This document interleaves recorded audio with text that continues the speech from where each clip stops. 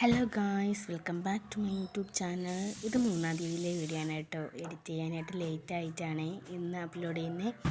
അപ്പോൾ എല്ലാവരും ഒന്ന് ക്ഷമിക്കാം. രാവിലെ മോൾക്ക് സ്കൂളിൽ പൊതിച്ചോറ് കൊടുത്തിട്ടുണ്ടായിരുന്നു കേട്ടോ.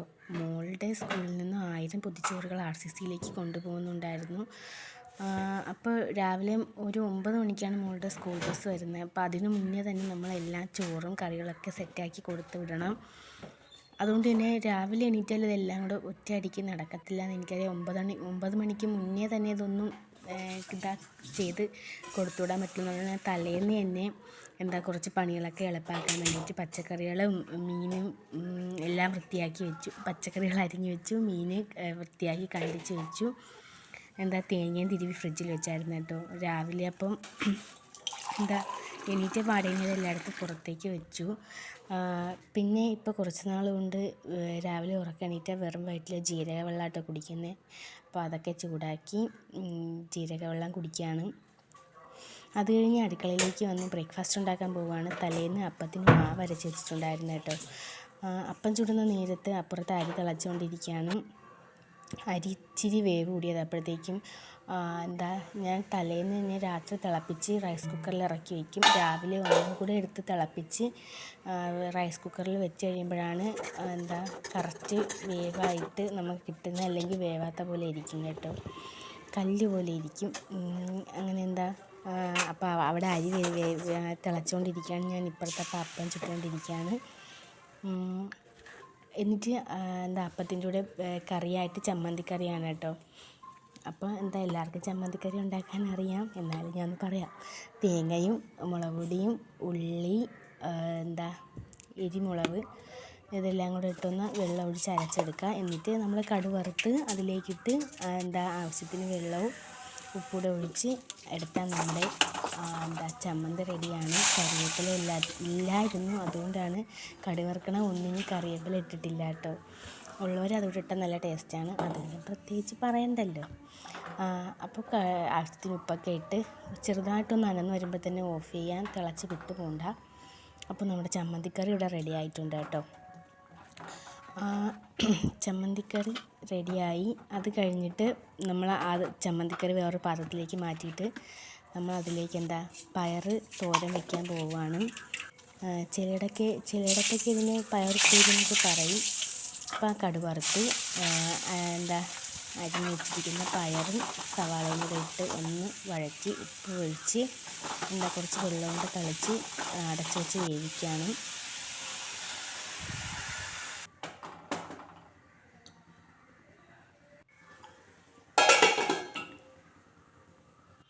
പയർ വെന്ത നേരത്തിന് കറണ്ട് പോയായിരുന്നു കേട്ടോ, അരപ്പിടുന്ന നേരത്ത്. അപ്പോൾ അരയ്ക്കാനായിട്ട് പറ്റിയില്ല. പിന്നെ കറണ്ട് വന്നതിന് ശേഷമാണ് കേട്ടോ അരപ്പ് അരച്ചത്. അതിന് തേങ്ങ, മഞ്ഞൾപ്പൊടി, കുറച്ച് ജീരകം, വെളുത്തുള്ളി, പച്ചമുളക് കൂടെ ഇട്ടാണ് അരച്ചെടുത്തത്. അരപ്പ് അരച്ച് അത് നമ്മുടെ തോരത്തിൻ്റെ പയറിലേക്ക് ഇട്ടിട്ട് ഒന്ന്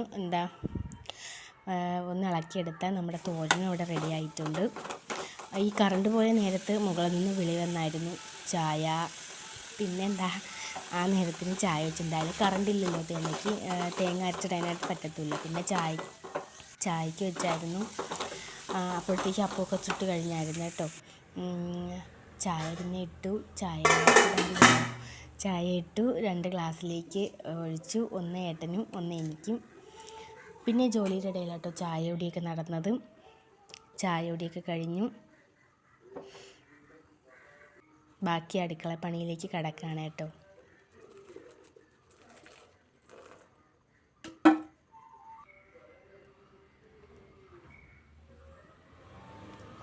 ഇനി അവിയൽ വയ്ക്കാനാണ് പോകുന്നത്. അതിന് കുക്കറിലാട്ടോ ഞാൻ പച്ചക്കറികൾ വേവിച്ചത്. അല്ലാതെ നമുക്ക് പാത്രത്തിൽ വയ്ക്കാം. ഞാനൊരു എളുപ്പം കരുതിയിട്ട് കുക്കറിൽ വെച്ചതാണ്. കുക്കറിൽ വെച്ചാൽ പെട്ടെന്ന് വെന്ത് പോവും, എന്നാലും കുഴപ്പമില്ലെന്ന് എഴുതിയിട്ടാണ് കുക്കറിൽ വെച്ചത്. നമ്മൾ ഇതും തലേന്ന് അരിഞ്ഞ് വെച്ചായിരുന്നു കേട്ടോ. അവിയലിനെ അരിഞ്ഞ് വെച്ചിരിക്കുന്നത് ഉപ്പും കുറച്ച് വെള്ളം ഒഴിച്ച് ശകലം വെള്ളം തളിച്ച് മതി കേട്ടോ ഒഴിച്ച് അടച്ച് വെച്ച് ഒരു വിസിൽ കേൾപ്പിച്ചു. എന്നിട്ട് പെട്ടെന്ന് തന്നെ തുറന്നു കേട്ടോ. എന്നിട്ട് തോരത്തിന് അരച്ച കൂട്ടത്തിൽ ഞാൻ അവിയലിനും കൂടെ ചേർത്ത് അരച്ചായിരുന്നു കേട്ടോ. അപ്പോൾ കുറച്ചുകൂടെ പണി എളുപ്പമാകുമല്ലോ. അങ്ങനെ ആ അരപ്പും കൂടെ ഇട്ട് നമ്മുടെ അവിയൽ സെറ്റാക്കി മാറ്റി വെച്ചു. പിന്നെ അവിയലിന് കടുവറുത്ത് ഒഴിച്ചായിരുന്നു കേട്ടോ.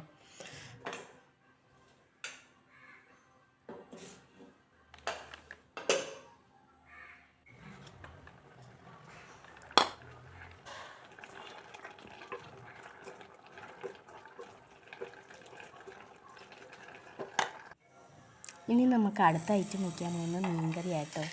മീൻകറി വയ്ക്കാനായിട്ട് ഇവിടെ സാധാരണയായിട്ട് വറ്റൽമുളക് വറുത്തും മല്ലിയും വറുത്ത് വെച്ചിട്ട് മുഴുവൻ മല്ലി വറുത്ത് ഇട്ടേക്കും.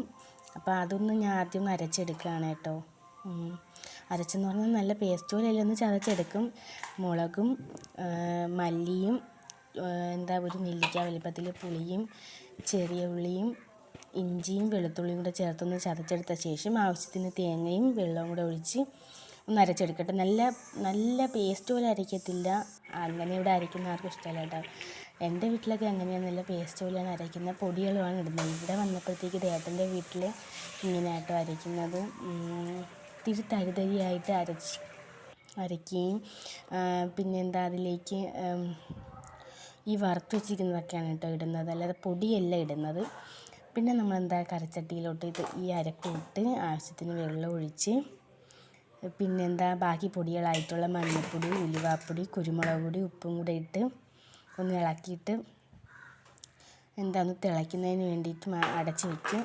തിള വന്നതിന് ശേഷമാണ് നമ്മൾ മീനിട്ട് കൊടുക്കുന്നത്. മത്തിയാട്ടോ വാങ്ങിച്ചത്, തലേന്നേട്ടം വാങ്ങിച്ചുകൊണ്ട് വന്നതാണ്. നല്ല ഫ്രഷ് മത്തിയായിരുന്നു കേട്ടോ. അങ്ങനെ അത് തലേന്ന് തന്നെ കണ്ടിച്ചു വെച്ചിരുന്നു. പിന്നെ തക്കാളിയും ഒരു എരിമുളകും കൂടെ ഇട്ടായിരുന്നു കേട്ടോ. ഇത്തിരി ടേസ്റ്റ് കൊടുക്കും. കറിവേപ്പില ഉണ്ടെങ്കിൽ പിന്നെ അടിപൊളിയാണ്. പക്ഷെ കറിവേപ്പില നിർഭാഗ്യവശാൽ ഇല്ലാതായിപ്പോയി. അതുകൊണ്ട് അതിട്ടില്ല. പിന്നെ മീനൂടെ ഇട്ട് അടച്ചു വെച്ച് നമുക്ക് വറ്റിച്ചെടുത്താൽ നമ്മുടെ മീൻകറി അപ്പം അവിടെ റെഡിയാവും. നമ്മുടെ ഓരോ പണികളായിട്ട് കുറഞ്ഞു വരിക കേട്ടോ. പിന്നെ തലേന്നത്തെ ചിക്കൻ കറി ഉണ്ടായിരുന്നു. അതൊന്നെടുത്ത് ചൂടാക്കി അപ്പത്തിൻ്റെ കൂടെ കഴിക്കാമല്ലോ എന്ന് കരുതിയിട്ട് അതും ചൂടാക്കി മാറ്റി വെച്ചു. പിന്നെ അവിയലിന് കടുക് വറുക്കുകയാണ്. ബേസിക്കായിട്ട് കടുക് വറുക്കുന്ന പോലെ കേട്ടോ. എണ്ണ ഒഴിച്ച് കടുകും കൊച്ചുള്ളി ഇട്ടില്ലായിരുന്നു, വറ്റൽമുളകും കറിവേപ്പില എന്നിട്ട് അതും ഇട്ടില്ല.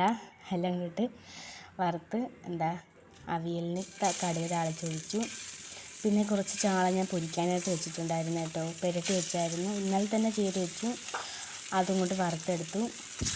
അപ്പോഴത്തേക്കും നമ്മുടെ ഓരോ പണികൾ ഇങ്ങനെ കഴിഞ്ഞുകൊണ്ടിരിക്കുകയാണ്.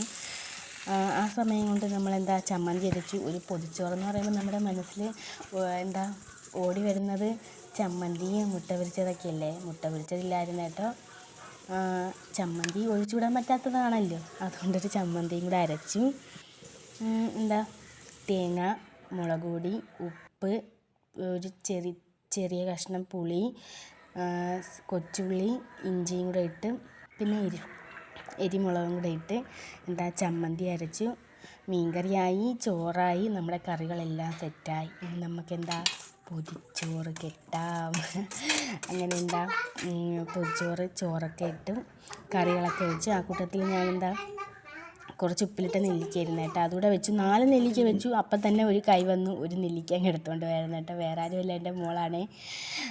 പിന്നെ എല്ലാമൊക്കെ വെച്ച് സെറ്റാക്കി പൊതിഞ്ഞു അവൾക്ക് കൊടുത്തു വിട്ടു കേട്ടോ. അപ്പോൾ ശരി, ഇന്നത്തെ വ്ളോഗ് കഴിഞ്ഞു.